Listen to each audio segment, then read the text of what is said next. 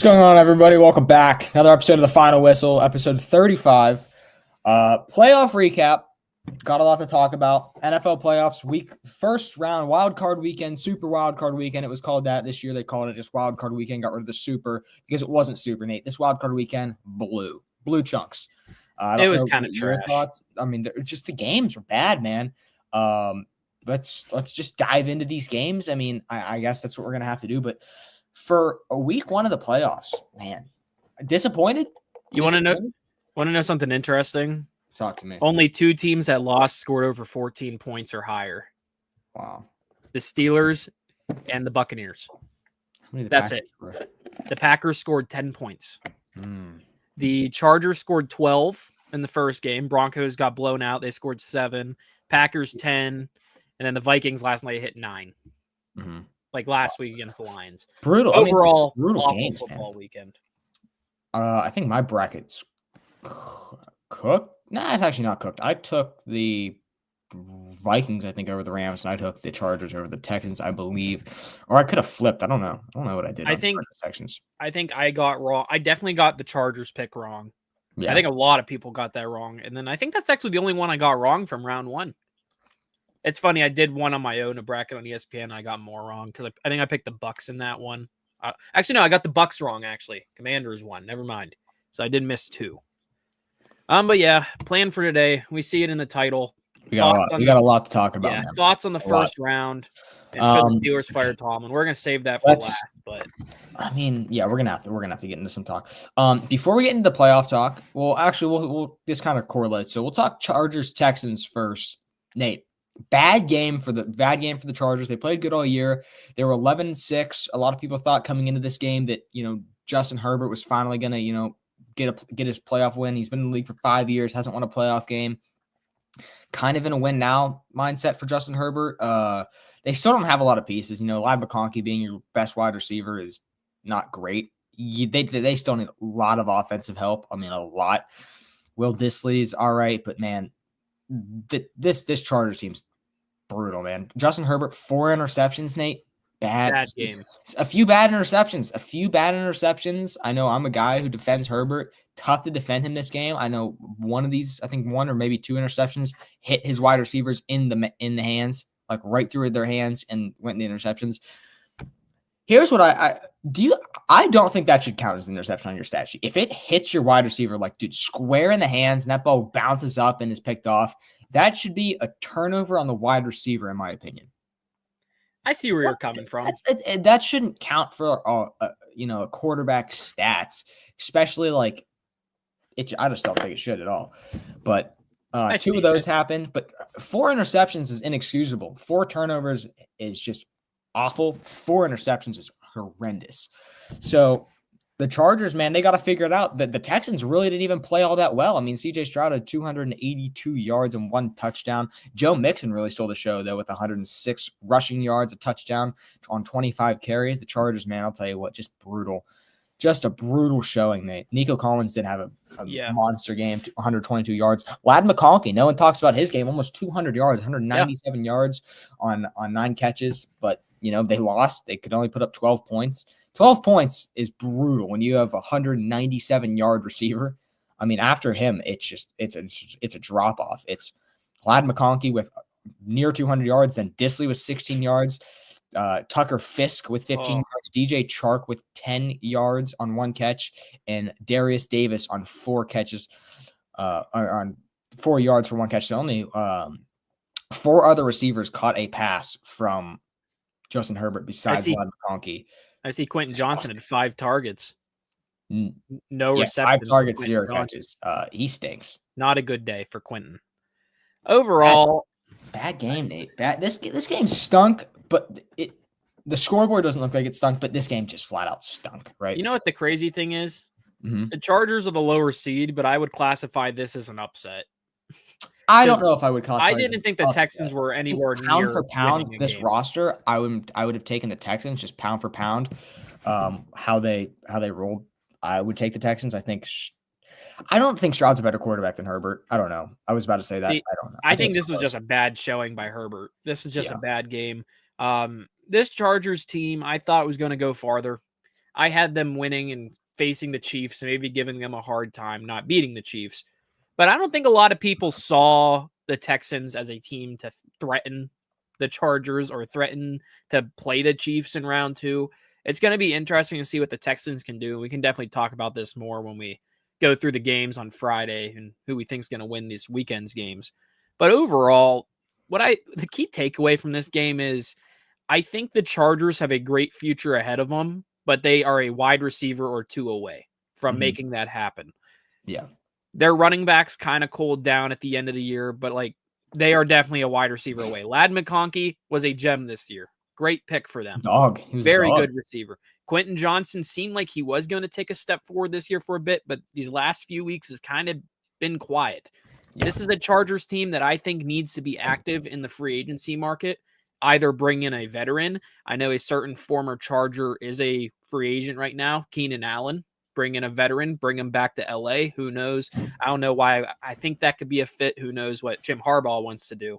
But Coach Harbaugh is going to have to decide with these Chargers what direction he's going to take them in. Are they going to bring in some veterans to surround with Justin Herbert and all these guys?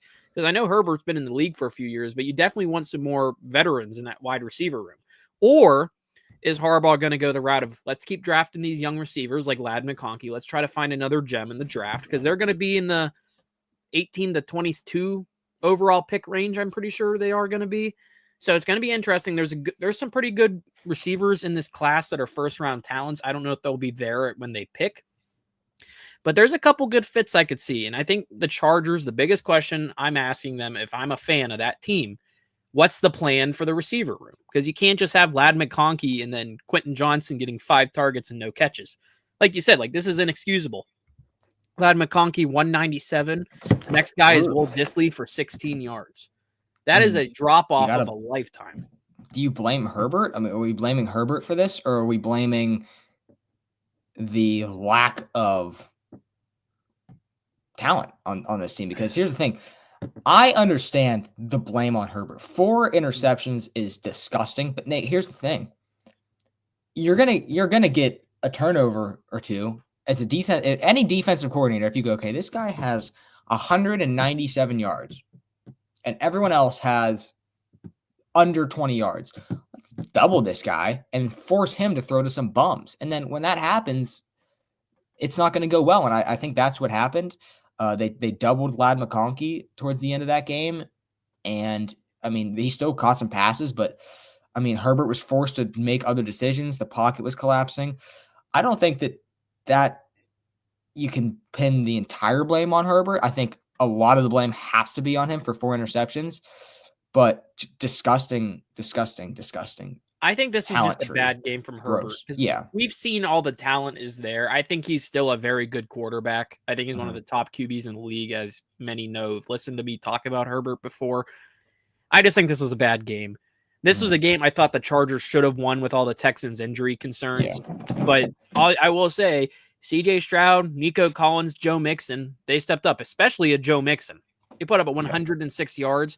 And this is a Texans team that has lost so many wide receiver depth, so much of that depth. Yeah. They've lost Tank Dell. They lost Stephon Diggs, who is a free agent, so who knows where he's going to go. Is he going to be back on the Texans? No one knows for sure. Yeah. But then Nico Collins is hurt half the year. He's back. Nico Collins puts up 122. But the Texans needed their running game to do well against this Chargers defense, and basically it did. It looked like one of the best running games of the postseason so far. They put up 106 yards from Joe Mixon. CJ Stroud, 42. Dameon Pierce put up 2 carries for 15 himself.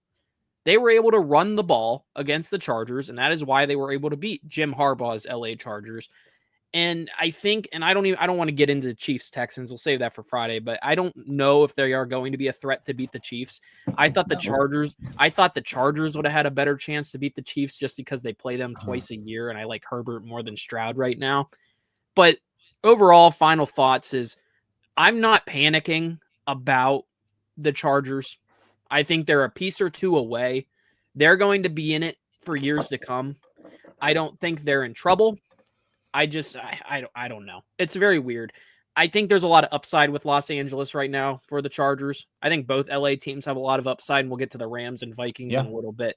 But, I mean, if you're a Chargers fan, I'm mad, but I'm not panicking. I'm pissed off, Nate, and But here's the thing: your expectations this season, right? Coming into the season with Coach Harbaugh and the Chargers team was not even make the playoffs. And I don't think the Chargers expected to make the playoffs. They were flat out bad last year, right? Yeah. And like a big jump. Harbaugh really has transformed this team. Now, I think you have to make a splash in free agency. You just have to.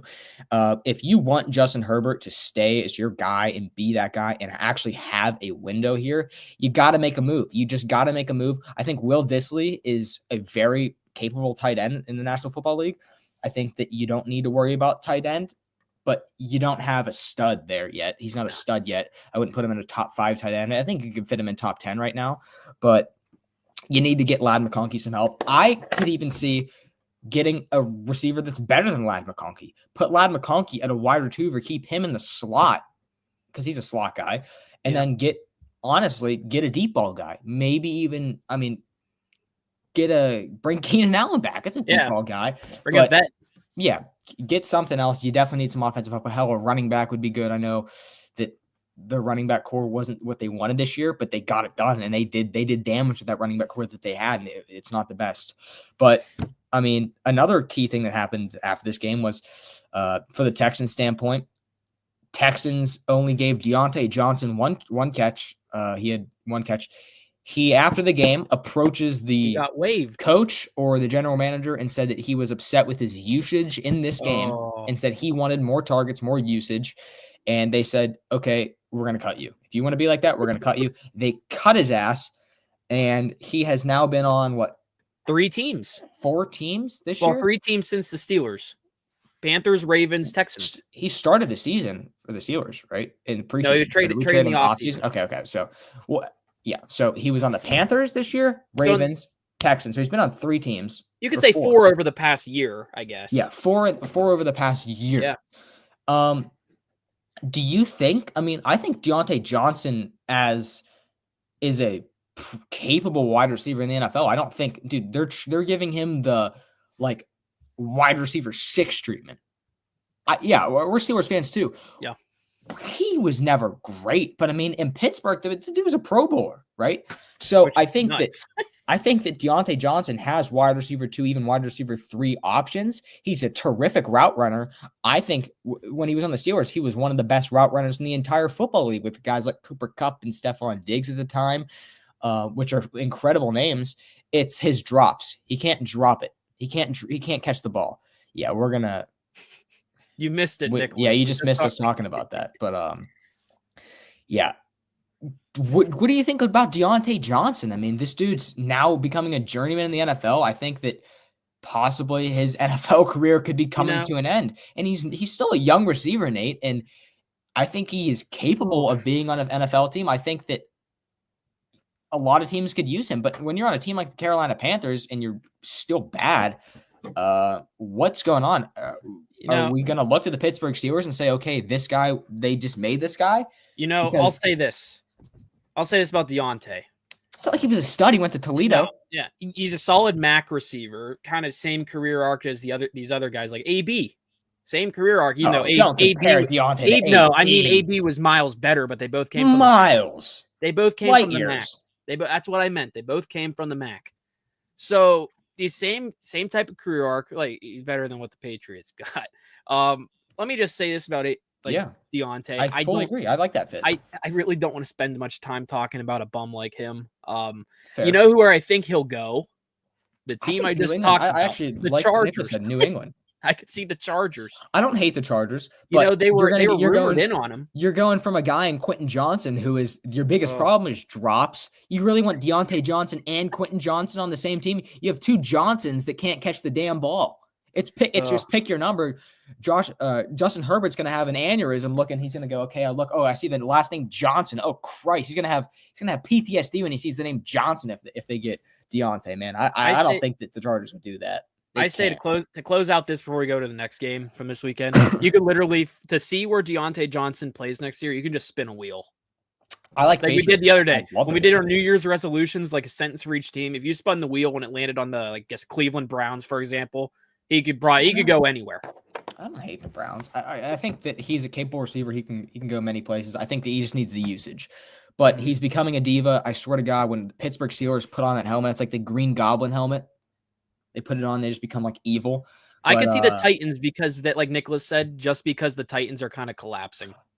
But they need everything. You're blowing ship, right? I mean, I guess you have Tyler Boyd, but he's not going to want to stay there. So we'll move on to the next game here.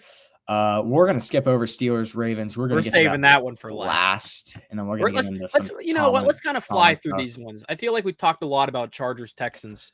Yeah, I mean, Bills Broncos is one we don't really need to touch on. This was belt to ass, Nate. First quarter, I was worried. I was like, oh my god. Broncos score first, a bomb. Bo Nix throws. It was a great pass to who scored that? That was Troy Franklin who caught that 43-yard touchdown. It was a great ball from Bo Nix, but after that, Nate, nothing.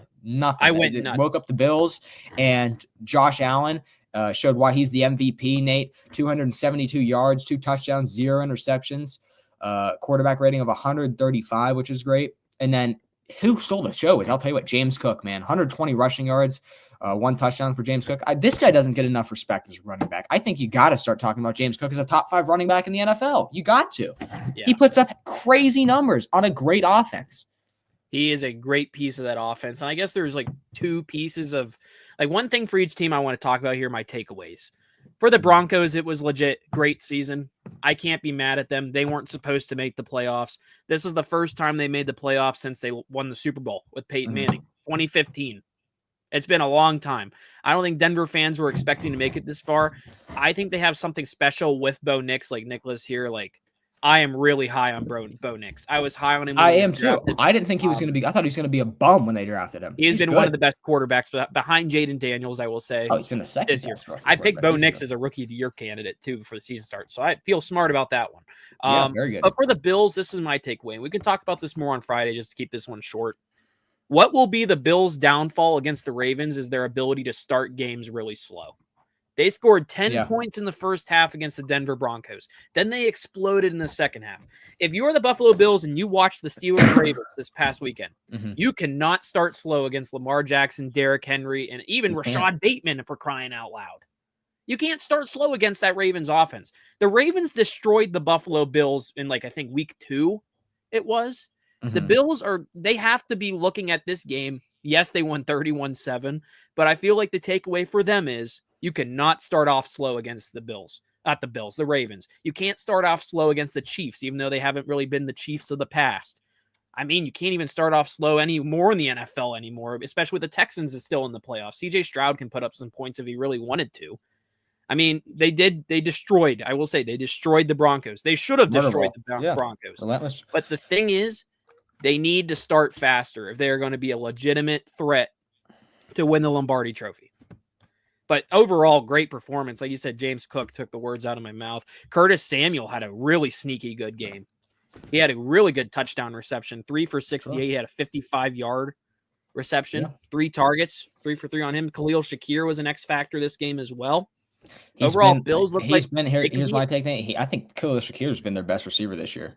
I like Khalil Shakir. I don't think that's a crazy take. Hop into the next game. Yep. But I do want to say this, Nate. I'll tell you what. I know we're going to talk about the Steelers-Ravens game. This doesn't even correlate. I think I have to pick a new AFC champion by the end of this week because I don't think the Bills are going to be able to stop the Ravens, Nate. That's fair. I don't think they're going to be able to. I think that they start too slow. You're right. Yep. They just start too slow. And listen, the Bills dominated because they ran the ball. If you start slow against the Ravens, Nate, you can't run the ball. Josh Allen's going to have to pass the ball the whole game. And I just don't think the Ravens have a good secondary. They do. And I'll say this: if Khalil Shakir is your best weapon, Nate, I don't know. I'll say you got to stop quick, Henry. Not to cut you off, but before we move on, I guess we'll talk about it more on Friday, especially. But with Ravens and Bills playing each other, they're in Buffalo this time. But here's the thing. I think both of those teams' worst enemies are themselves. The Ravens with their penalties and their secondary, especially. The Bills just flat out starting off slow and honestly being stupid at times. So that's all I got for that one. Overall, like Nicholas said, the Chiefs are probably going to make it again, which I could honestly see them making it. I would like that, honestly. Did we both pick Bills to win the Super Bowl? I took Bills. I took I Bills think over Lions. I think we Actually, both no, had Bills. I took Lions over Bills just because I wanted to be different. Yeah, we both had Bills Lions though. Yeah. Interesting. Speaking of the Lions, even though this is the division foe of them, 22-10 the Eagles beat the Packers. Nate, this game was a stinker. And I'll tell you what, this was on my opinion, this was the worst game. I was really excited for this. Nate, I thought this was going to be a barn burner. But the Eagles, I'll tell you what, the Eagles I don't think they played as good as they needed to. I think that they just got up. The Eagles got up. They said, okay, listen, we're up. Give the ball to Saquon. They just gave the ball to Saquon, 122 rushing yards.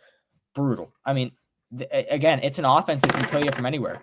A.J. Brown, one catch, Nate. One catch for 10 yards. I know he was frustrated. He started reading the damn book on the sidelines.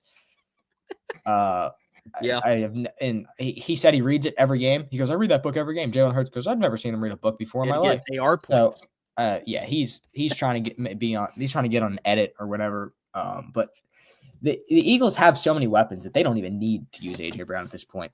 It's a crazy offense. I think they have a lot of ways they can go. Their tight ends are good. Their receivers are good. Their running backs are good. Hurts is amazing. What did Nicholas say here? Jordan Love showed his main flaw. Yeah, the issue with the Packers is the receiving core, and they did have a lot of injuries, but Jordan Love just he turns the ball over a little bit too much. He tries to force balls, and it doesn't work out for him. I think with Jordan Love, and I'll just keep this up here because I think this is a good talking point. When I'm watching the Packers play the Eagles this past weekend, I literally thought this the whole time.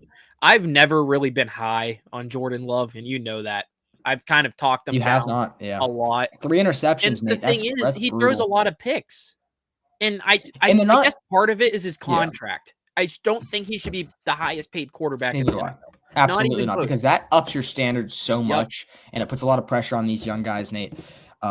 But now every quarterback is in such a hunt to be the next highest paid quarterback that, hell, a guy like Bo Nix is going to get a Brock Purdy this year, like $1 billion contract, and then their expectations are you're getting paid more than Mahomes. You should be playing better than Mahomes, which is just absurd. It's disgusting. It's gonna be Brock Purdy this year. We've talked about it all the time. And okay, Nicholas, I don't need to hear this slander, but I was about to say Jordan Love and Justin Herbert were probably the biggest losers amongst quarterbacks this weekend. Herbert, easily Herbert.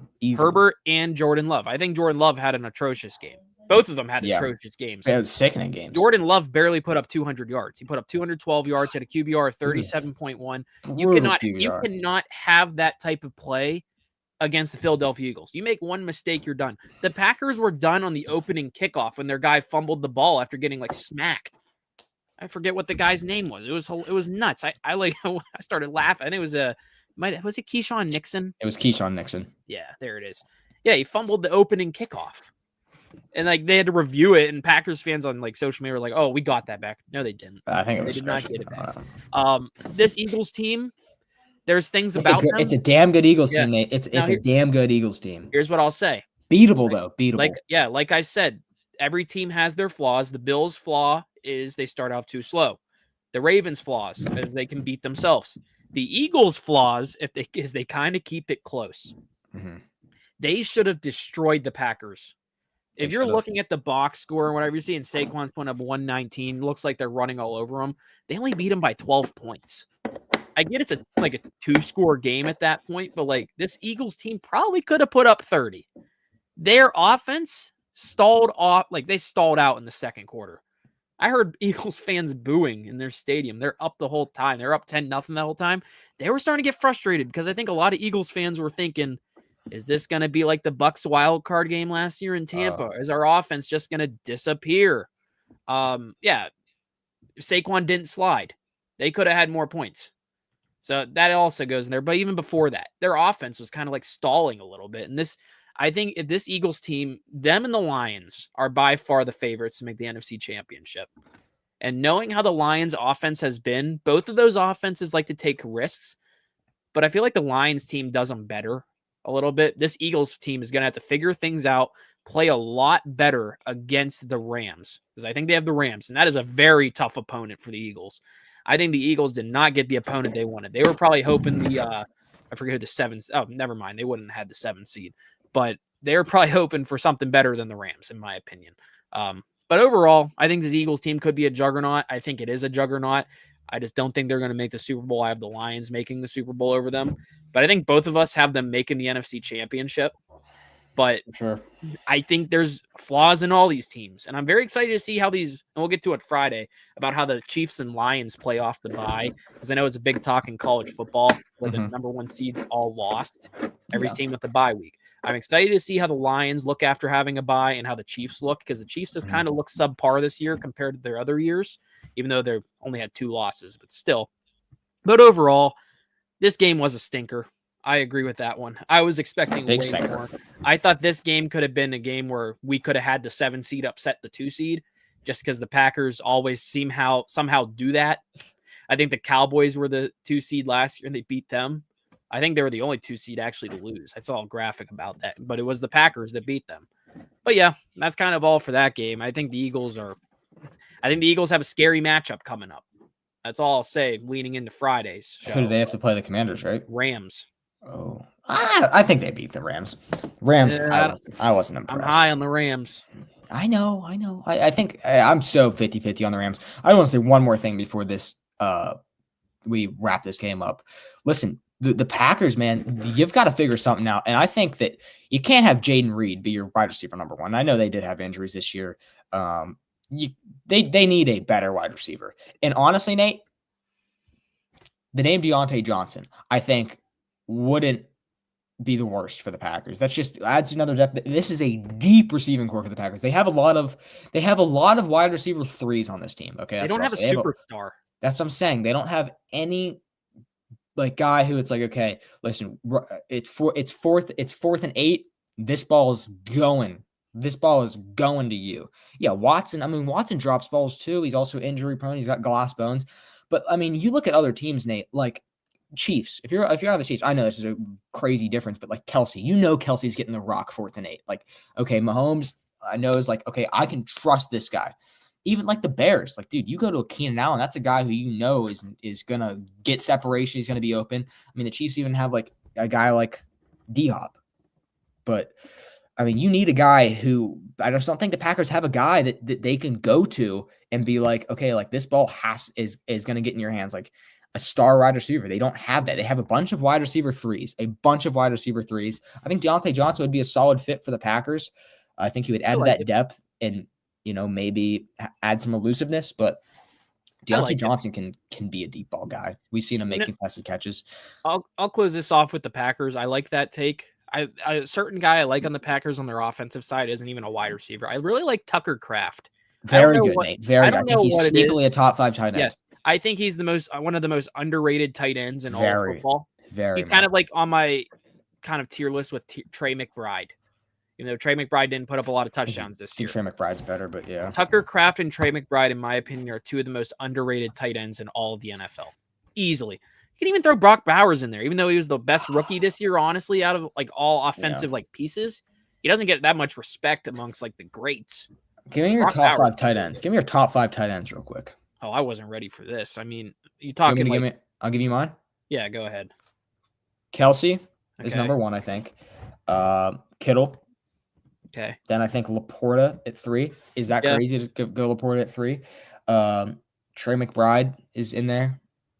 I think Brock Bowers might be 5, Nate. I think Bowers has to be 5. I think Bowers is going to be 5. Then you talk about guys like Tucker Kraft, right? I don't think you put Freiermuth in there. You can't. No. And then the list kind of just trickles down. It's a bunch of toss-ups. I don't hate that. I mean, Tyler Higbee had a good game yesterday, but I think after that, the tight end market is so blurred right now. But like TJ Hawkinson could be like 5, 6, 7 even. Jonnu Smith is pretty good, but I don't think him in top 5. David Njoku, David Njoku's good. He's too, nice. Man. That's probably one of my. I'm forgetting Mark Andrews. Mark Andrews is definitely top 5. Gosh, yeah. I think Njoku's another slept on. Kraft is definitely not top 5. Easily. Kraft's top 10, bottom 10. I could see that. 10. Probably 9 or 10. Yeah. Moving on before we get on tight end tier list. Maybe we'll do that when the season ends. Going to keeping, I guess, in the NFC East. How about the Commanders and Bucks kind of putting on the best game of the playoffs. This was the game I think everyone said easily was a 50-50. No one knew like who was going to win this. The Commanders going to Tampa Bay. They had a walk-off field goal practically, win 23-20. It was a doink off the upright to win the game. Jaden Daniels is now 1-0 in the playoffs, 268 yards, 2 touchdowns, 80.3 QBR, rating of 110. Baker Mayfield honestly also balled out. He had a rating of 146.5, only had a QBR of 62.6. He also had 2 touchdowns. He was also 15 of 18 for 185 and 10.3 average. So, I mean, both quarterbacks balled out, but it was just the Commanders were able to do more with it. I didn't really watch the whole game. I couldn't.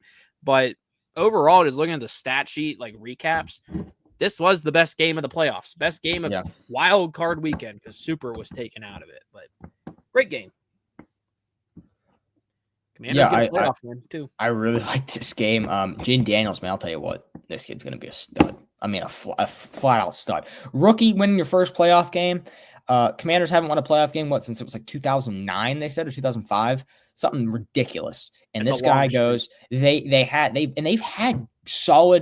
good teams before. You know, they were good with Alex Smith. They were good with Kirk Cousins. Hell, when RG3 was there, but you know, they just haven't had it. They haven't been able to win the playoff game. And Jaden Daniels goes in, he does it. He monster stats, 272 yards, no interceptions, a touchdown. He ran all over them. Monster game from Daniels.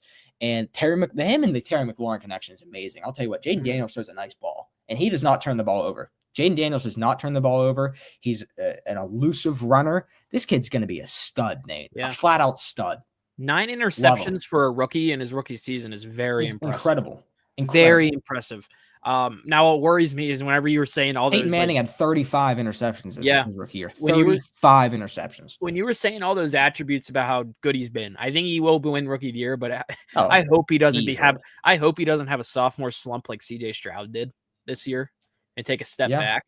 I don't see that happening because I think he has tools that CJ Stroud doesn't. I'll ask you this: who had a better rookie year, CJ or Jaden Daniels? Oh, I forget CJ Stroud's stat line at the top of my head, but honestly, I might take CJ Stroud because you know how many of us had him in MVP talks this year. Jaden Daniels is amazing too, but I might take CJ Stroud's rookie year. You're taking Stroud. That might be a take and a half, but either way, they're both decent. The thing is, the big takeaway: Stroud won his division his rookie year. Yeah. Daniels, look at his division. Daniels in a stacked division. Not stacked this year. It was terrible this year, but second in the division. You took a team that was supposed to be garbage. But same with Stroud. I do think I'll take Stroud's rookie year. Overall, I don't think he's going to be like Stroud. Honestly, I don't. Who ends up better? I think Stroud ends up the better quarterback. I'm high on Stroud. I am too. But I think it was just a stunk this year. He stunk. There is such thing as sophomore slumps in like all sports. Just look at like example top of my head, like Corbin Carroll from the Diamondbacks. Yeah, sucked the entire first half after winning rookie of the year. And what's funny is I pulled an autograph. Yeah. I pulled an autograph card. I remember he had the redemption last year. I was really mad he sucked, but then he saved his season and he finished it. Guys like that, they're gonna. You got to believe in them no matter what. But overall, this was a great game. Baker Mayfield, man, he did his best, but I mean. I don't really have much to add about this. You think Chris Godwin resigns with his team? I mean, yes, I think he's a buck. I think he should be a buck. Yeah, I hope Chris Godwin resigns. He's been a buck his whole career, Nate. I think that they have a window. I think that a guy like Mike Evans has kind of paved the path for the Buccaneers in the sense of I've been here through thick and thin. And I think that's kind of I think it's inspiring to a guy like Chris Godwin who's like, okay, I kind of want to be like Mike in a sense.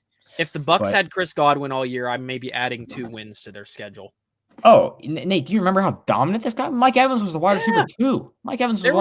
There was Chris Godwin for Chris Godwin was the best receiver in fantasy football until he got there easily. There were people saying he could have won the Opoi this year when he was balling out. This was before Saquon Barkley and Derrick Henry kind of took the award, but I'm a big fan of Chris Godwin. I'm excited to see and we can talk all about it when the season ends, like free agency stuff, because that's going to start picking up ASAP. Heck, our Steelers made a move today. I don't know if you saw that. I can talk about that later. What'd they do? Don't look it up. I don't want to spoil it for you, but it's awesome. It's a great movie. But overall, this was a great game. I'm kind of sad I didn't get to watch it. But overall, like, if you're a Bucs fan, I'm not panicking either. You were missing Chris Godwin. I think this team has a lot of quarterback sick. They also did just win a Super Bowl, so I wouldn't be panicking that much. Do you have a quarterback? I like Baker Mayfield for him. I like Mike Evans. I like Chris Godwin. And there's a certain guy we didn't even talk about, Bucky Irving. What a year he's had. I love Bucky. He became really popular on social media, especially. Everyone loves Bucky Irving. Yeah. Bucky Irving. He took Rachaad White's job.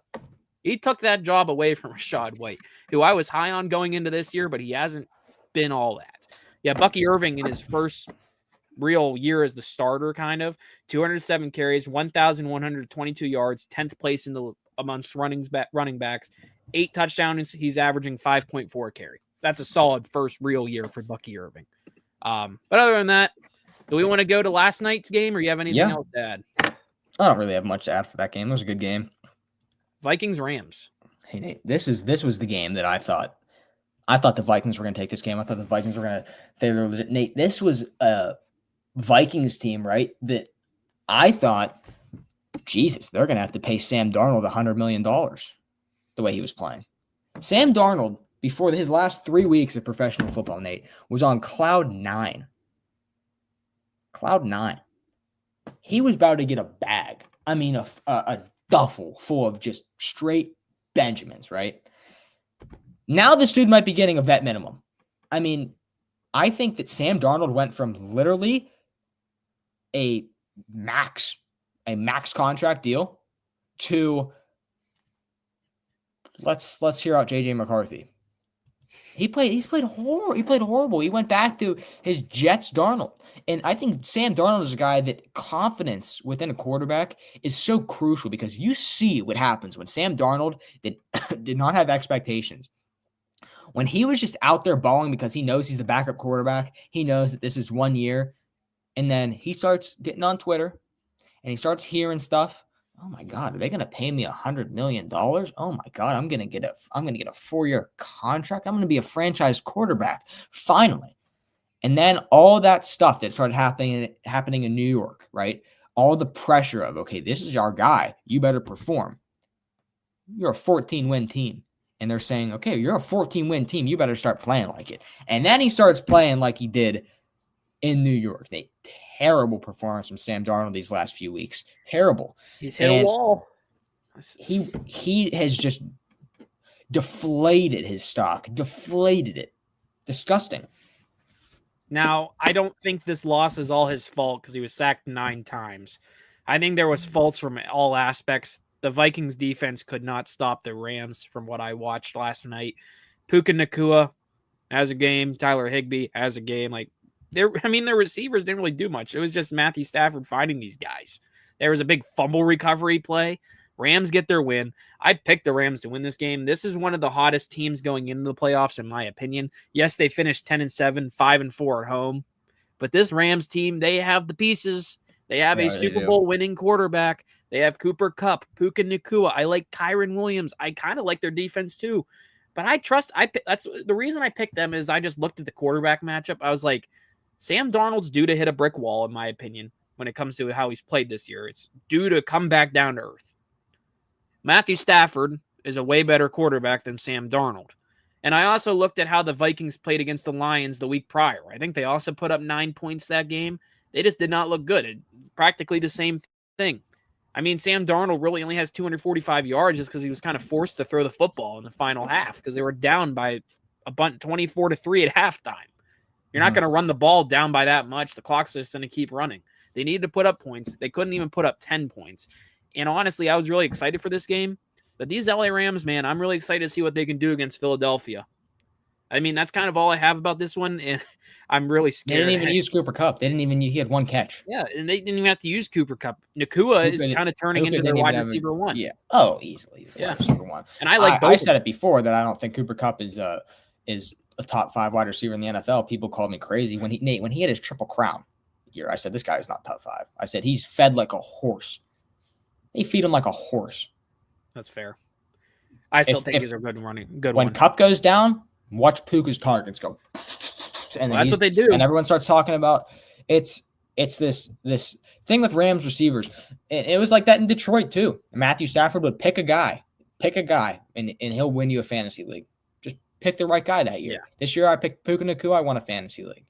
I picked him early too, way too early. People said I was stupid, but I took him early and won me the league.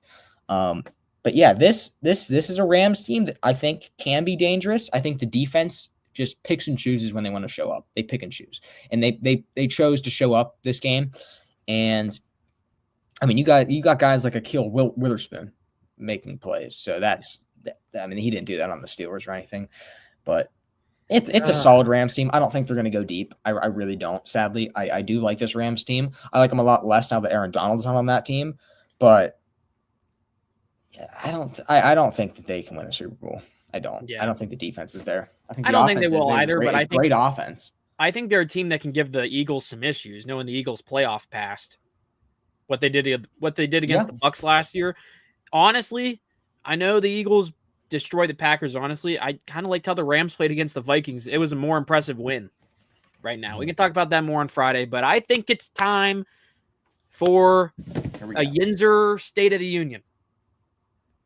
I think is it time? I also have some breaking news. If I can share my screen, please. Share your breaking news, Nate.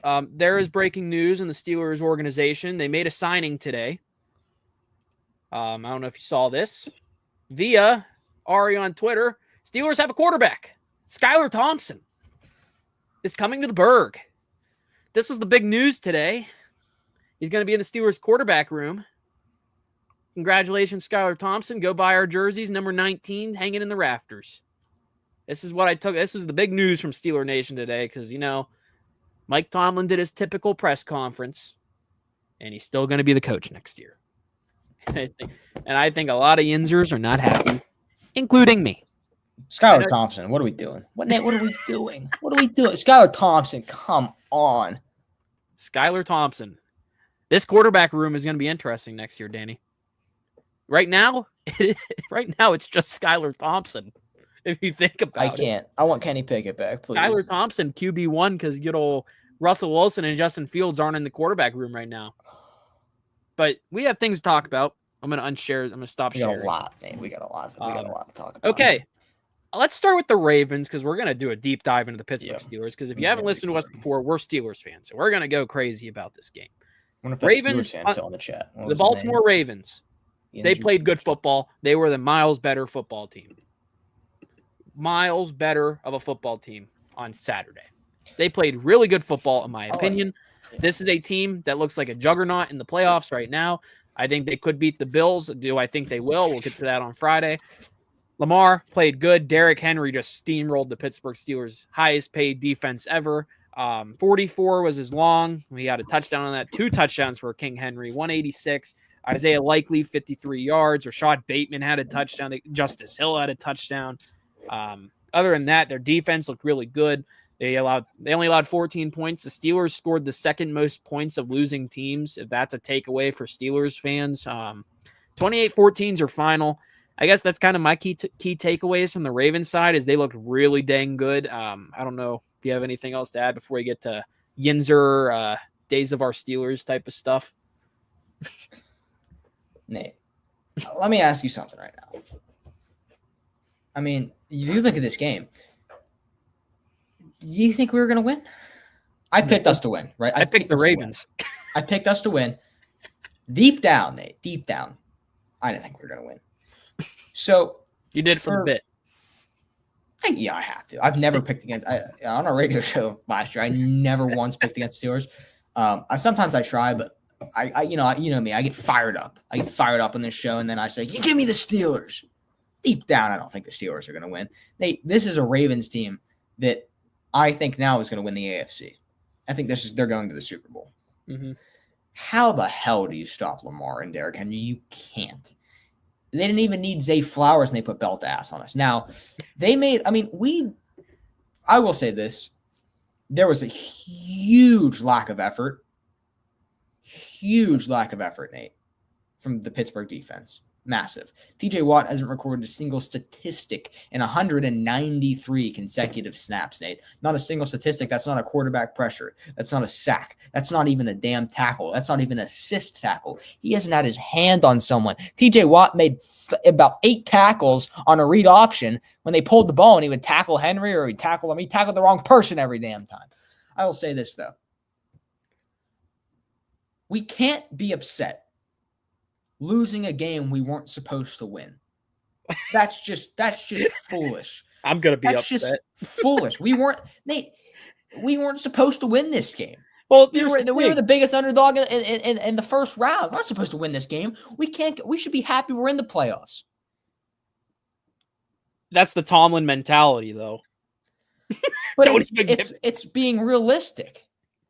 Being realistic is this team should be competitive more. They've been outscored so many times. How the hell are they supposed to be competitive? Look at their roster. This isn't a competitive football team on paper. You know how they're supposed to be competitive? They're highest paid defense of all time. And the defense was great all year. Great defense. It's the offense. And it's been the offense since Ben Roethlisberger's left. Hell, it was even the offense when Ben was here for the last 2 years. It hasn't been the offense since 2018. Ben should have retired way long ago. Ben staying all those extra years screwed over this team. That's my hot take. This Steelers team, ridiculous. Man. That's ridiculous to say. I didn't think they were going to win, but it fueled the fire. And I feel like Yinzers are finally waking up. There needs to be a change, man. There needs to be a change. I get Mike Tomlin has so many winning seasons. Whoop-de-doo. 10-7, 9-8, 8-8 seasons are amongst those. I get it. I get he's an amazing coach, great person, great ambassador for the city of Pittsburgh. But change is needed. Change is needed to do stuff. Who do you think's signing off on a lot of those offensive weapons? Who do you think's helping build the roster? It's not just the GM. It's not just the owner. Mike Tomlin is signing off on all these guys. There's no way Mike Tomlin looked at Russell Wilson and said, I don't want him. He signed off on bringing in Russell Wilson. He signed off on bringing in Justin Fields. Mike Tomlin has hired both Terrell Austin and Arthur Smith. Do I think if one guy should get fired, it should be Terrell Austin for what he did with the Steelers defense this year. Easily. And let me go to like what you said about TJ Watt. He did disappear. And I'll say this about who was the best player on the defense down the stretch. It was Cam Hayward. Easily. Mm-hmm. Cam Hayward actually played good football. Deshaun Elliott, in my opinion, was one of the X factors of this defense this year. Easily. The problem with the Steelers is they're just competent with being good enough to make the dance, losing in the first round. They've been outscored by double digits in the first quarter in about every game. In the first half, about every time in this losing streak. They don't know how to play football in the playoffs. I don't know what it is. Every single time, they're down by 2 scores by halftime. Remember the Browns game? They were down like 28-0 at that point. Halftime this time, they were down 21-0. They just don't show up. They're not prepared. What does that fall under? Coaching. I don't know what else to say. Like, it comes down to coaching. There's a coaching aspect to it, and you're not wrong about that. But I don't think it's a Tomlin issue. I don't. I think that the lack of effort, right, can be a Tomlin issue. That can't be. Nate, let me put it in this perspective. Let's think of March Madness, basketball perspective. Let's say a 10 seed gets to the Final Four. No one expected them to get to the Final Four. If they lose in the Final Four, you can't get mad at the coach and be like, fire him. They shouldn't even goddamn be there. You should be happy you're there. That's on. Tomlin took a team, Nate, that was supposed to win 6 games. 6 games we were supposed to win this year. And they won 10, they were 10-3. Now, did they have a crazy collapse at the end of the year? Sure. But you want to know why they had a collapse? They played great. They played Super Bowl contenders, Nate. They played the Bengals, who have the Triple Crown receiver on them, and an MVP candidate in Joe Burrow. They played the Baltimore Ravens, Super Bowl caliber team with an offensive player of the year candidate and the damn MVP. They played the Kansas City Chiefs, back-to-back Super Bowl champion Kansas City Chiefs, and then they played the Super Bowl contending Philadelphia Eagles with the best damn running back and the offensive player of the year in their backfield. We didn't play the Colts. We didn't play the crappy teams and lose 5 in a row. We played the best damn teams in the NFL, and we lost. You know why? Because we're not a top 5 team in the NFL. No one said we were a top 5 team in the NFL. But these Pittsburgh fans think for some goddamn reason that we're a top 5 team in the NFL and that we should be expected to beat the Chiefs, the Ravens, the Eagles. No, we shouldn't. Shouldn't you want to beat them? We should. But if I'm a Browns fan, I should want to beat the Chiefs too. Doesn't mean you're going to win to beat the Chiefs. I'm a Raptors fan. We play the Lakers. I want to beat the Lakers. We're not going to beat the Lakers. I want to beat the Lakers. It's not going to happen. Man. You have to dial back a little bit. And you have to Pittsburgh fans, Nate, are so spoiled. We're so spoiled with winning. Not right now. Think about it, Nate. Your parents, they grew up with the best dynasty in professional sports, the Pittsburgh Steelers in the 80s and the 90s, with Terry Bradshaw tearing it up and these greats coming out of them. And then we grow up, and what do we grow up with? The first football we ever see, the first football that we see is the Triple Bs, the best offense in the recent era, I think, besides the Chiefs and maybe some other teams. This was an offense like you've never seen before. We grew up we're used to teams putting up 50 points a game. We're used to that. That was the status quo was teams putting up monster points, and Le'Veon Bell will run for 200, maybe AB will give you 200, Ben's going to throw for all this. And then you got to come back to reality at some point. You got to. You have to. That's not going to stick around forever. And a team that's been the best, the biggest dynasty in sports is going to come back to ground zero at some point. And does that mean we have to tank? No. Nate, we're better. We're in a better spot than half the NFL. And we haven't had to change our head coach in years. I think that's a good thing. Can I say this? No coach should have the job security that Mike Tomlin has. And here's an interesting stat. You want to hear something awesome? Since the year 2013, I did the math. The Pittsburgh Steelers have the same amount of playoff wins as the Pittsburgh Pirates. 3. The Pirates had all 3 of those in 2013. The Pirates should be the laughingstock of Pittsburgh. Right now, it is the Steelers right now. What I hear. A change. You need to make changes. And in my opinion, I get why Mike Tomlin. The difference between that statement, Jackson. I understand. Kentucky basketball is a top 3 St. Peter's. They're supposed to win the tournament and they lose to St. Peter's. The Pittsburgh Steelers aren't supposed to win the Super Bowl and then they lose to the Browns. That's what happened in Kentucky. They lost to jokes of schools that are borderline FCS schools when they're supposed to win the tournament. The Pittsburgh Steelers aren't supposed to win the Super Bowl, and then they lose in the first round to a horrible team. They're not even supposed to be in the tournament, and then they lose in the first round. That's the difference. Okay? The Pittsburgh Steelers, and not even just this year. I don't think it's that comparable. They were supposed to win 4 other playoff games. They should have beat the Jaguars. They should have beat the Browns. And here's the thing. In their last 6 playoff games, they are 0-6, one and done every single year since 2016. And this is the only team. Played. The worst. The only one that is bad is the Browns. That's the worst. The Jaguars, loss. They should have won. They should have beat the Jaguars. There's no reason they should have lost to Blake Bortles. Correct. But there's no excuse in the playoffs. Anything can happen. Correct. It shouldn't be look at who they beat or look at who they played. I should hope they would win those games and show up. It's not that they lose. It's just they don't look prepared.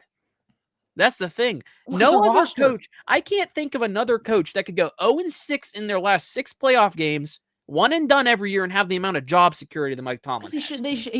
All those years, Nate, Mike Tomlin was taking Kenny Pickett to the playoffs. Kenny Pickett! We had Mason Rudolph, Mitch Trubisky, and Kenny Pickett, and we were in the playoffs. Any other goddamn head coach in the NFL league, we'd have the first overall draft pick with that roster we had last year. Nate, we had Najee Harris, who was flat out terrible last year. We had the wide receiver core of FAU, and we had Kenny Pickett, Nate. We had Kenny Pickett, who I glazed, but he's terrible. He sucks. Okay? This comes down to the coaching, not preparing their players. It comes down. He also loses the locker room. There's always locker room issues. You can only compare a bunch of 7th round picks for so much. You can only do it for so much. It's not like we have the best receivers in the NFL and the best quarterback and the best running back and the best line in the NFL, and we're losing games. We're not even supposed to be where we are at. The Pittsburgh Steelers thrive. They thrive on their legacy. They thrive on the standard. The standard for the Pittsburgh Steelers has become 8 years without a playoff win, 6 postseason losses since 2016 and 5 straight losses to end this season. They straight up collapsed. They looked garbage against those 4 supposed Super Bowl favorites. I will say, besides the Bengals, those are good teams. The Ravens, the Eagles, and the Chiefs. But you got to show up to compete. You got to show up. They looked completely outmatched. I will agree with you. They didn't compete. They didn't look like they had any fight in them. I'll say that. You're correct on that. But I mean, that is true. That is a point. I can't defend that. They didn't show any fight, any sort of pushback. It was like a school bully, Nate, pushing up against the locker, push him against the locker, and the kid's just taking it. He's taking it. Good NFL teams. Hell, any NFL team is gonna at least try and throw a punch. The Steelers just sat there. They took it, and then they start trying. And then they finally start throwing deep balls and stuff like that. They didn't have fight, and that is on the coach. That right there is on the head coach. That is on, but that's also on the players not giving effort. And players not giving effort is for sure on the coach. That is on the coach. But I think that's just that you can only do so much with this roster. Danny's buffering over there, but let me just keep adding this. This whole Pittsburgh Steelers situation is just awful. I despise it. I really do. I think they need to make a move. I know Danny's pro keeping Mike Tomlin, and as he comes back, we'll see what's going on with him, but they can't. They cannot bring back Mike Tomlin. They cannot. I understand there's a legacy. I understand it comes down to the players. I understand. But when you look at the coaching staff, nothing changes. Nothing changes, guys. It's the same thing every year. And it honestly doesn't come down to just Tomlin. It's the ownership, too. Rooney, the guy sitting upstairs at his computer, giving out the contracts, sure gives them nothing to work with, but they're just content with being okay enough. Oh, Danny was just there. See what Ryan says here. Problem is the offensive play calling, horrible concepts year in and year out. There is no upgrade to Mike Tomlin. He's one of the greatest coaches of all time. Okay. And I understand what Ryan is saying here about, I understand there's no other coach you could upgrade. That's the thing. Also, I see everyone argues who are you replacing him with? 100%. Anyone. Bring in someone new. Ben Johnson. Anyone? You guys want everyone wants offense. Ben Johnson from Detroit. Ben Johnson. Bro, I'd rather bring him in as I'd take him. Why not bring him in as an offensive coordinator, not a head coach? He deserves Ben Johnson. What the hell is he going to do with? And here's the thing: Mike Tomlin has not changed his coaching philosophy. The Steelers have always been a defensive-first team. You have to change. Change is important in the NFL. The state of the NFL today is an offensive-minded football league. Yes. Look at these other quarterbacks in the AFC. The Steelers will never compete with a Patrick Mahomes, a Lamar Jackson even, a Josh Allen. Every time they match up with them, they are going to get destroyed because they don't have an offense capable of sticking with them. The offense has only put up multiple points this year against the Bengals that looked good. You want to know why the Steelers will never compete with a Josh Allen? You want to know why they'll never compete with a Patrick Mahomes? You want to know why they'll never? Because they'll never have a draft pick low enough to get one because they're so solid. They're never going to be bad. And I think you want to be tired of that. They need to rebuild. Bad. Would you rather have been 3-14 this year? You would have rather been 3-14 this year and had a draft pick. Not this year. Next year, sure. So you want to be 3-14 next year. You want to sit there every Sunday and lose 14 games. Yes, and have your Sunday ruined every week. I'm tired of the 10-7 losing the first round of the playoffs. And they're going to have the number 21 overall pick in the playoffs every single year, and nothing. And you know what? You can find a stud. They've done it. They've had these picks before, and they draft guys like T.J. Watt, who's the best defensive player in the NFL. Guys are going to fall. You can make moves. You don't have to have the number 1 overall pick every year. Look at the Carolina Panthers. They've been in the top 5 draft picks the last 6 years. Is that what you want? You want to fire your head coach and be like Carolina Panthers and be dog shit for 6 years? I want change. No. You have to get. You want change? Be a Panthers fan. Switch teams. Be a Panthers fan. If you want to rebuild, go be a Panthers fan. We don't understand the concept of this. I don't think people need to realize nothing's going to change. Especially, it's not just Tomlin. It's Rooney at the top. I don't know if you heard. I don't know if you heard me whenever you were buffering or whatever. But I was talking about how Rooney doesn't change anything. Nothing changes. They will never fire. You got to sign. You got to get a receiver. Do anything. He's cheap too. He's very cheap. He is cheap. About all Pittsburgh ownerships are cheap. Yeah, honestly. you're not wrong. I think that Rooney is a definite problem. He doesn't want to go make that splash play. I mean, you look at guys like we thought when we signed Miles Jack that he was going to be a game changer on the linebackers. He hasn't. I mean, let's cut it as it is. The Pittsburgh Steelers linebackers haven't been the same since Ryan Shazier got paralyzed. I mean, that guy was supposed to transform this defense. He was a stud, and it took a really big blow on defense losing Shazier. But I mean, you can win with this team without having the first overall pick.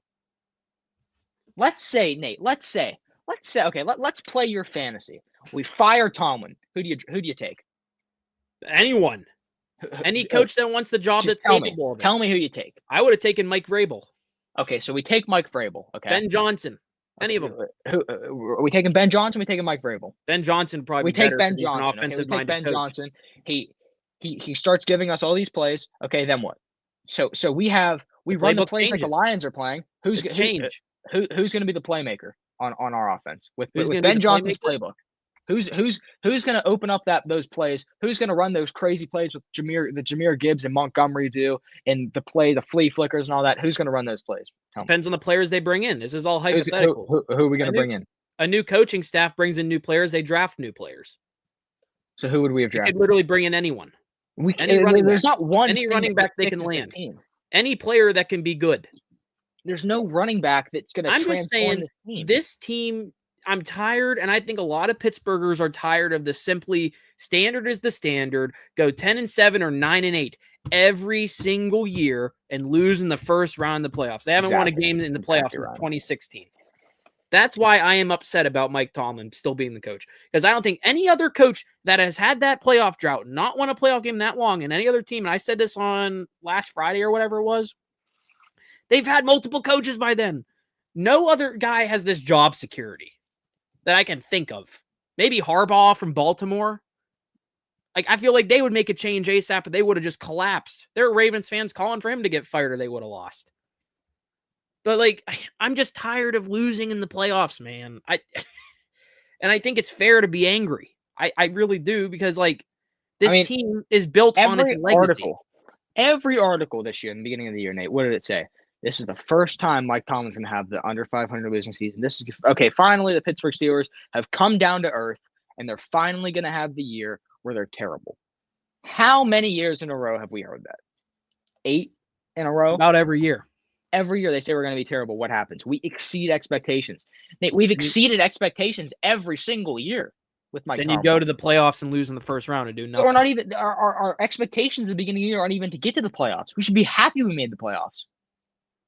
Okay. I'm happy. I want to see them win a playoff game. Witness 10 wins this year. I would take a playoff game. I would take winning 10 games over a 6-win season or a 5-win season with a new head coach. Well, of course, but I would rather win a playoff game. But look at the AFC. You're not even remotely close, Nate. If we had the triple Bs, here's my point. If we still had the triple Bs, I would agree with you. If we had the talent and we're not winning with the talent, I would say sure. Look at the Los Angeles Lakers. You know why they fire their head coach? Because they have LeBron James, Anthony Davis, and they have one of the best rosters in the NBA, and they can't win in the playoffs. We have a bottom 15 roster in the NFL. What's the answer to this question? Win a Super Bowl. And are the Steelers capable of winning a Super Bowl? What does that come down to besides players? I mean, coaching. The players are number one. It's the players are.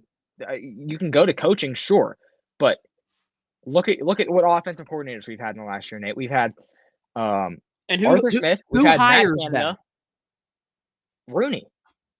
Tomlin picks his coordinators. But you got to get him from Rooney. Tomlin just can't pick whoever the hell he wants. I'm sure Tomlin would like to have Ben Johnson. Tomlin picks these guys. He picked Arthur Smith. He picked Matt Canada and kept Matt Canada. But what can they do with these offenses? Huh? They can't do anything with. If you bring Ben Johnson in, what the hell is he going to do? He's got a bad offense with him. Our wide receiver 2 is Van Jefferson. And who's part of that bringing in Van Jefferson? Rooney. That's the coach is signing off on these players, bringing them in. The coach is true, but I'm sure you don't think Tomlin's gone into Rooney's office and like, hey, I want this guy. And Rooney's been like, he's too much money. No. Of course, I know Mike Tomlin has tried to get players. And that's part of this all comes down to Rooney. It all comes down to Rooney as well. Because I don't think he's a good owner. Sorry, Yinzers, who like Mr. Rooney up there. I don't think he's a good owner anymore. I think he's getting to the point where he's pretty cheap. They give out these extensions, but I don't see them ever signing a splash of a free agent. And I can already see it happening. They're going to sign Sam Darnold and be content with 10-7 next year. They are going like Jackson. Something needs to change. Make a statement. I understand everyone loves Mike Tomlin. He's done great things. He's a great person. He's done great things for the city of Pittsburgh. But thing is, everyone in Southwestern PA, Steelers Nation, is afraid of option. They are afraid of change. And I understand what Ryan said. They need a quarterback. Plain and simple. That's part of the plan. You need a quarterback. They can't. Justin Fields is not that answer. It's nothing but bridge quarterbacks. It is nothing but bridge quarterbacks, and that comes down to the coach making that decision to just get bridge quarterbacks instead of develop a guy. Who do you want to develop, Nate? The only guy the only guy that I could see them actually developing is honestly Justin Fields. Okay, I think we saw Justin Fields try and get developed in Chicago for years, and no one could do it because you know why? It's not that good. I think a lot of people want Fields though because they like him more than Russ. Ridiculous. Russ wants to stay in Pittsburgh. If you're the coach, I think you got to put your foot down and say no. No. Really? I don't want Russ. I really don't want Russ back. Russell, He's too old. So I am not signing Russ. We were 10-3, and everyone wanted to sign Russell Wilson for 3 years. Then it just changes. I was not on that side of signing Russ. Everyone loved him when we were 10-3. There is no way Russell Wilson should be making $30 million a year on a 3-year deal. Trade for JJ McCarthy. JJ McCarthy's not going to be a good quarterback. Like Ryan said, it's ridiculous. You have to strike gold. The Chiefs struck the biggest gold in the NFL history with Mahomes. History.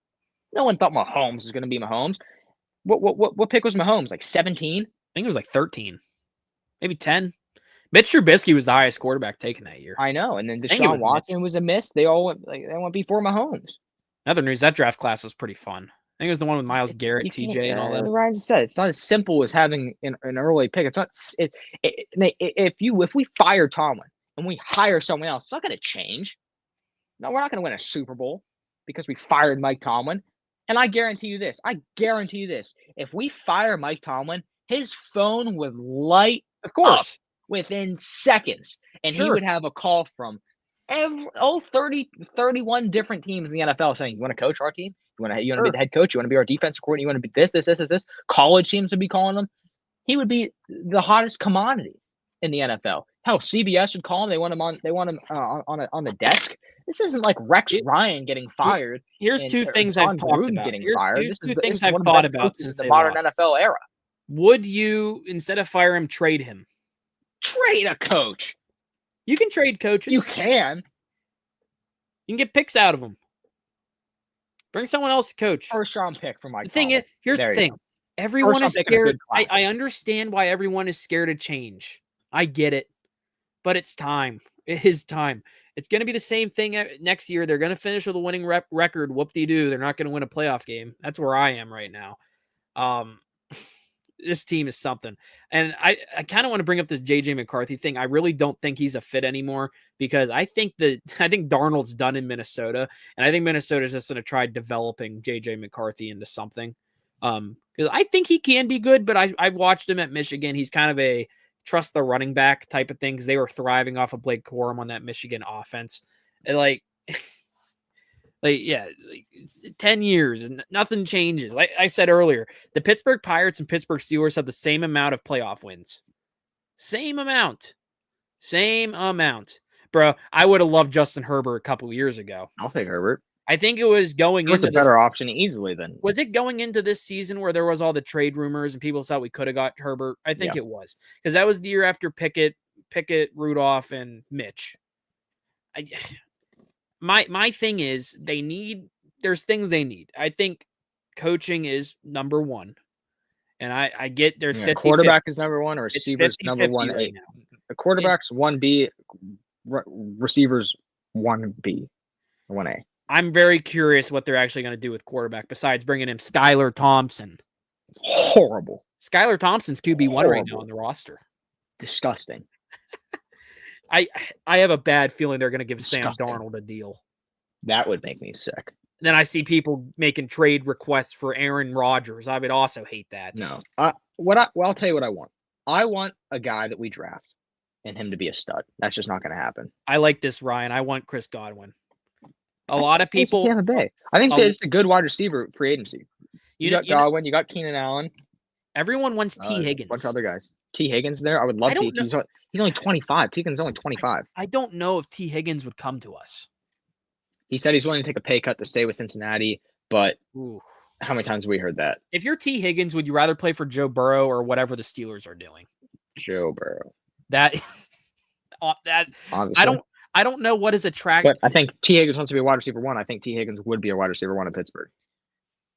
That's 50-50. I think George Pickens has gone down the power rankings as a wide receiver 1 potential. I think they needed actual wide receiver 1. I like George Pickens, but they need a wide receiver 1 desperately. I think Pickens can be, but I think that I think you'd need someone to take the load off of him. That's part of his issue. I hope he's not becoming. I think if you got T. Higgins, they'd be 1A, 1B. And I know you and I are both really high on Pickens still. Like, we're not giving up on Pickens like a lot of people are. There's so many people in Pittsburgh that are trying to trade George Pickens right now for like a round 2 pick. He had a bad game against Cincinnati. What do you have without George Pickens? Nothing. We've seen it. And I agree. Like, George Pickens, he's not a wide receiver 1, in my opinion. He's a wide receiver 2 right now. The way he finished this year, he's wide receiver 2. Before he got hurt, he was amongst the league leaders in receiving yards. Remember that graphic that NFL was posting? Then he got hurt, had a couple bad games. The worst game of his career was by far the Bengals game, where he had all those drops. Easily the worst game of his career. Worst game of his life, probably. And I'll say what Ryan said. I really like the Ohio State guy. I don't know why he seems like a Pittsburgh fit. Emeka Egbuka, I think his name is. Well, I'll tell you what.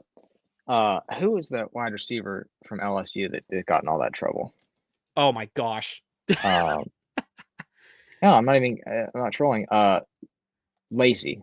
Kyron Lacey. Him, because he was supposed to be a first-round draft pick. Him doing that is now he's not getting drafted. That's going to make Mbika and Luther Burden go up in draft boards because there's less wide receiver room. So instead of people drafting Lacey, Burden and Mbika are going to go up in the draft where that hurts the Steelers. I don't. Ryan told me. The Steelers, okay, in my opinion, besides coaching, I know we're running a lot over time, and I want to get this done soon. I think they need a lot of stuff. And we'll be talking about this in future episodes because now that the Steelers are out, we don't get to talk about the Steelers that much. I'm excited for the season to end already. Yeah. They need a lot. And when we go through drafts in these draft board, I think people are forgetting corner a lot. We need a cornerback desperately. I don't think Dante Jackson's coming back. Joey Porter Jr., in my opinion, took a step backwards. Yes. Cam Sutton is not an answer. Bad. Beanie Bishop, in my opinion, is not an answer, in my opinion. Beanie's solid. I know he has those picks. A lot of them are tipped through other people's hands. Yep. He's just at the right place at the right time. Kind of like Dante Jackson, in my opinion. Mm-hmm. I will say the Steelers did win the Dante Jackson for Deontay trade, even though Dante Jackson was kind of subpar besides all the interceptions. But like besides the interceptions, it's kind of iffy. Then I see Steelers fans. This is part 2. I see Steelers fans wanting to trade TJ. Heck no. I'm not trading TJ Watt. I get he has a big contract. If there's a contract I'm trying to get off the team, okay? I want you to hear me out here before we end this. If there's a contract I'm trying to get rid of, it's Minkah. It is Minkah Fitzpatrick, in my opinion. Top 3 safety in the NFL. I thought he was kind of subpar this year. I'd rather have Deshaun Elliott. He played a lot better. Yeah, I mean, he's not going to be a defensive player of the year candidate every year. But you could get so many picks out of Minkah Fitzpatrick. But then you got to replace Minkah Fitzpatrick. Yes, use one of his picks. Develop someone. Develop who? Develop someone or sign Names someone. Out. I just think he's going to get a lot of picks out of him. I think you could trade him when his value's pretty. It's a horrible draft. So good, because I don't think Minkah had the greatest year. I think that's the contract they could move. People also didn't throw to him. Like, still. That's why his stats aren't that good. I watched Minkah Fitzpatrick get dragged by a guy in the Ravens practice squad. And that's the Isaiah thing. Likely? Like the subpar plays. I don't think it was Isaiah Likely. It was someone else from this different. past game. It might have been Derrick Henry Isaiah pretty Likely, bad. but like still, you can't. If you're one of the Likely best safeties in they messed him up football, pretty bad. you cannot be dragged. Like, come on. Like I think he is the candidate you could trade away, while his value's, I guess, pretty decent. I just don't think I don't know why Steelers fans to remove his contract off the books too, because we know this team is cheap. Like, when one thing goes sour, get rid of this guy.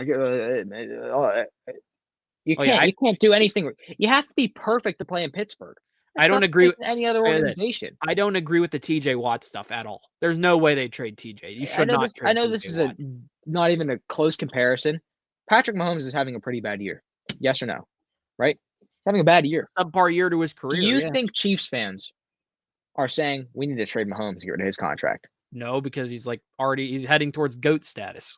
But is TJ Watt? Huh? TJ Watt's heading towards GOAT status. Yeah, I'm not trading TJ Watt. But Pittsburgh fans want to. That's what I'm saying. We are so spoiled. I don't understand that. Such a spoiled fan base that when you're one of the best defensive players the Pittsburgh Steelers have ever had, period. I'm just saying the most realistic one that I've games, they want him gone. I've seen Steelers fans say trade Pickens, trade Watt, trade Minka, trade everyone if they're not. If they're not Antonio Brown, trade him. And the thing is, out of all those three, the most realistic one I could see is Minka.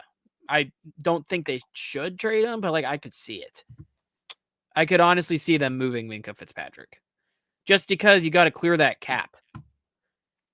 This is what Steelers fan want. This is the ideal Twitter. This all comes down to Rooney too.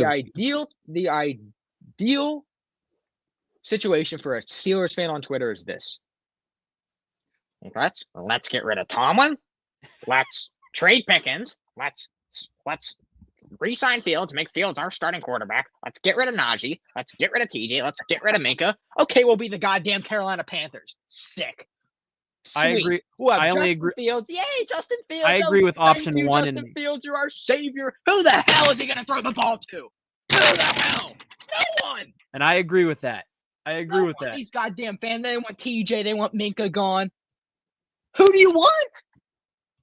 This is all they want. And then Tomlin's going to be gone. Oh, thank you, Mike Vrabel. Thank you, Ben Johnson and Justin Fields came to save the city and win us a playoff game. Oh, go, yay, George Pickens is mean. Oh, George Pickens gets flags. Oh, let's send him to Kansas City. Yay, and we'll never win the AFC.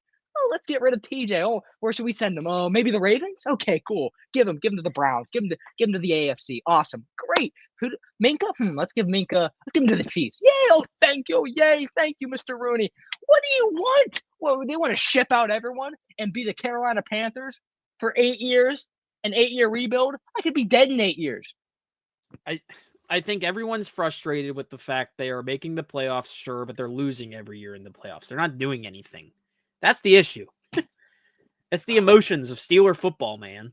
It's a lifestyle for us Yinzers.